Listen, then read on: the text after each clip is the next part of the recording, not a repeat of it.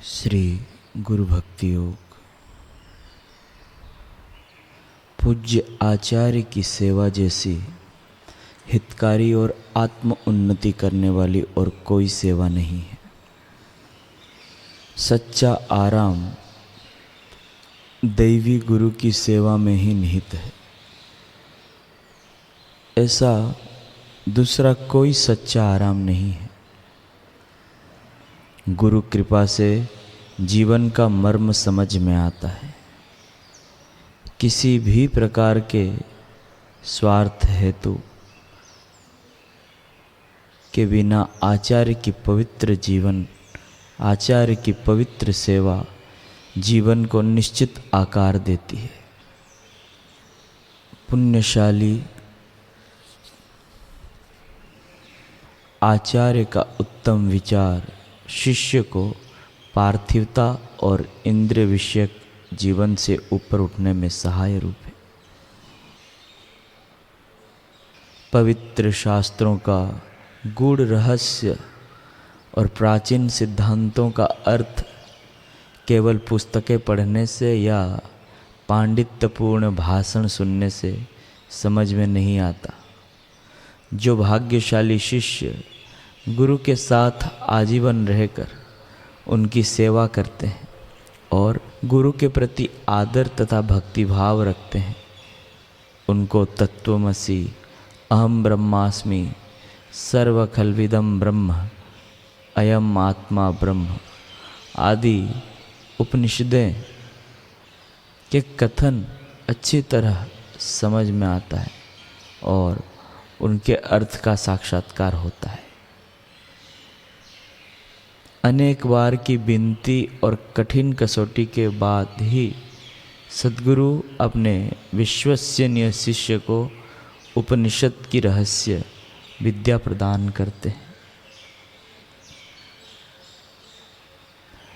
उपनिषद की परंपरा के मुताबिक आचार्य ब्रह्म विद्या का रहस्य अपने योग्य पुत्र अथवा तो विश्वसनीय शिष्य को ही दे सकते हैं और किसी को भी नहीं। फिर वह चाहे कोई भी हो और भले ही चारों ओर से पानी से आवृत वैभव से समृद्ध सारी पृथ्वी गुरु को देने के लिए तैयार हो। पावनकारी गुरु को दंडवत प्रणाम करने के बाद उनकी ओर पीठ करके शिष्य को नहीं जाना चाहिए। पूज्य बाबू जी के सत्संग से गुरु नानक जी के सत्संग में एक लड़का प्रतिदिन आता था। सत्संग प्रारंभ हो उसके पहले सत्संग मंडप में बैठ जाता था। ऐसा नहीं कि गुरुजी के आने के बाद दौड़ दौड़ के आ जावे। गुरुजी आए उसके पहले वह जगह ले लेता था। गुरुजी सत्संग करके विदा हो उसके बाद जाता था और गुरुदेव के जाते समय बड़े अदब से हाथ जोड़े खड़ा रहता था।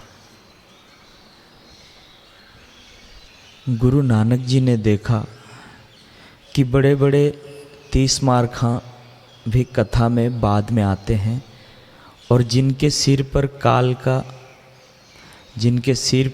काल नाच रहा है, आज मरे या कल मरे, ऐसे लोग भी कभी कथा में आते हैं कभी नहीं आते हैं। परंतु उभरते हुए आयुष्य में ये बच्चा कथा में आता है और मेरे आने के पहले बैठ जाता है। एक दिन बाबा जी ने उसे बुलाया, बेटे इतना नन्हा सा है और इतना एक तान होकर कथा सुनता है, सत्संग चालू होने के पहले आता है और बाद में जाता है। बोल तो क्या चाहता है? लड़का बोला, महाराज मैंने तो कथा में से ही सुना कि सारे कर्म स्वार्थ से करना ये बनियों का काम है। क्या भगवान की कथा भी किसी स्वार्थ से सुननी चाहिए? भगवान अपने हैं इसलिए नहीं सुननी चाहिए। अपने हैं, प्यारे हैं तो प्यारे का वर्णन सुनने में आनंद आता है, प्यारे का नाम लेने में आनंद आता है और कथा में कल्याण होता है, ऐसा भी मैंने सुना है। गुरु नानक जी बोले, अभी तो बच्चा है, तेरे को कथा में आने की प्रेरणा किसने दी, रुचि कैसे हुई? लड़का बोला, बाबा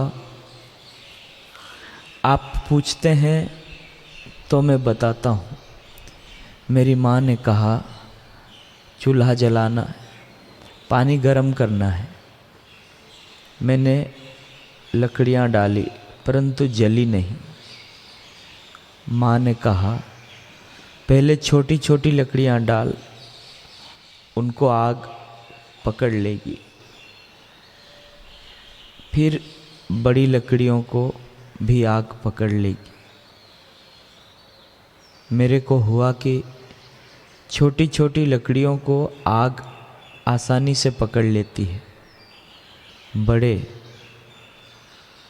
60 साल वाले 70 देख सकते हैं, 70 वाले 80, 90, 100 भी देख लेंगे, परंतु छोटी लकड़ियाँ यानी छोटे बच्चे ना जाने कब झपेट में आ जाएं, कोई पता नहीं। इसलिए महाराज मैं कथा में आ गया।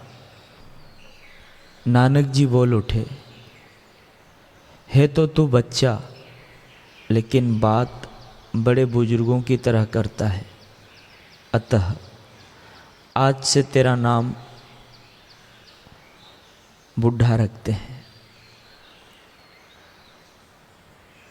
वही बाद में बाबा बुढ़ा जी बने, जिनको नानक जी के बाद उनकी गद्दी पर बैठने वाले 5 गुरुओं को गुरु गद्दी पर विराजमान होते समय तिलक करने का सौभाग्य मिला। बाल्यकाल में ही विवेक था तो कितनी ऊंचाई पर पहुंच गए। शास्त्र में आता है इस श्वास का कोई भरोसा नहीं है,